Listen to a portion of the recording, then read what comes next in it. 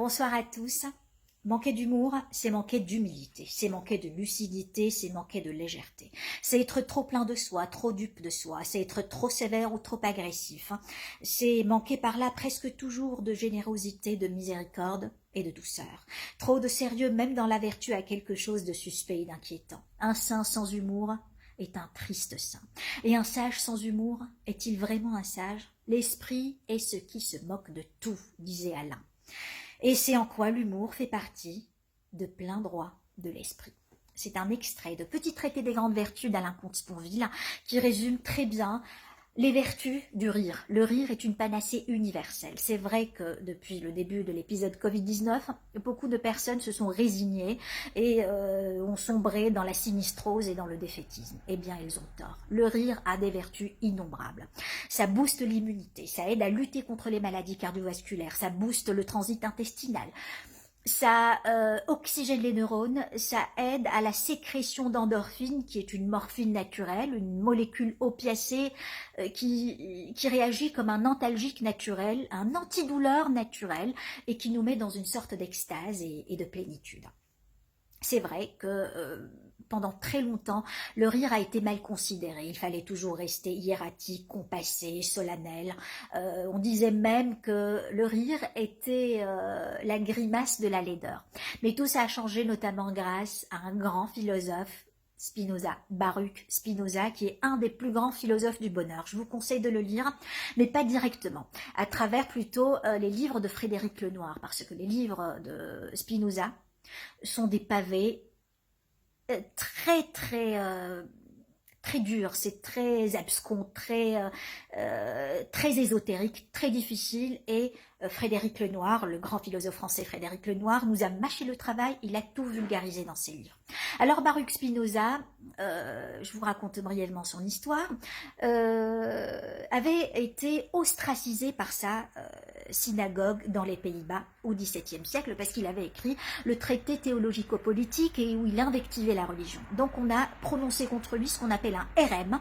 Il a été banni, ostracisé par toute sa communauté. On interdisait à tous les juifs de lui parler. Donc même ses frères ne lui parlaient pas. Il avait perdu son père, qui est décédé. Sa mère, il l'avait pas depuis l'âge de 5 ans. Il a perdu son grand amour.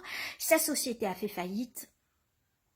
Il n'avait plus rien. Et c'est là où il a prononcé sa célèbre phrase « Je suis dans une extrême détresse et je cherche un bonheur permanent que rien ne pourra m'enlever. » Voilà le résumé du bonheur. Spinoza l'a très bien résumé. Le bonheur n'est pas tributaire des événements extérieurs. Le bonheur n'est jamais au gré des contingences et des aléas de la vie. Le bonheur est une volonté. Le bonheur est de savoir profiter de ce que nous avons. Vous savez, Saint Augustin avait dit, le bonheur, c'est de désirer, toujours désirer ce que nous avons. Il faut conscientiser ce que nous avons et se rendre compte de ce que nous avons. Nous pouvons retirer le meilleur de toutes les situations de la vie. Vous savez, les situations sont en général neutres et c'est la représentation que nous faisons de ces situations qui agit sur nous. Ça a un effet ou placebo ou nocebo. Un effet placebo, c'est quand on considère que cette situation est bien, donc on se sent bien. Et quand on considère que cette situation est mauvaise, eh bien on se sent mal. Il faut conscientiser les moments de bonheur et chaque situation peut être un vrai bonheur. Prendre une douche le matin, c'est un bonheur.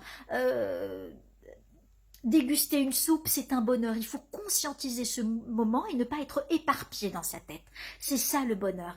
Et ne pas plus tard regretter les choses que nous avons et que nous perdons. Vous savez, Prévert avait dit « J'ai reconnu le bonheur au pas, au bruit de ses pas quand il est parti. » Il faut savoir profiter de ce que nous avons avant de le perdre. C'est ça le bonheur, c'est être conscient de ce que nous avons. Soyez heureux, et je ne peux pas m'empêcher de vous dire en ce jour de Shabbat, mitzvah gedola leyot besimcha.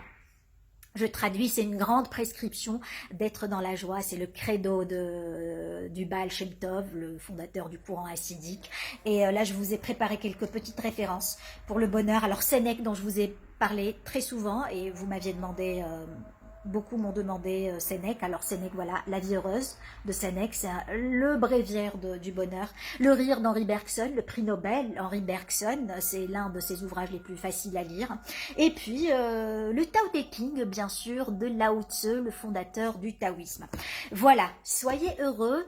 Et Shabbat Shalom à tous, et très bon week-end à tous, et doux confinement à tous. À très bientôt.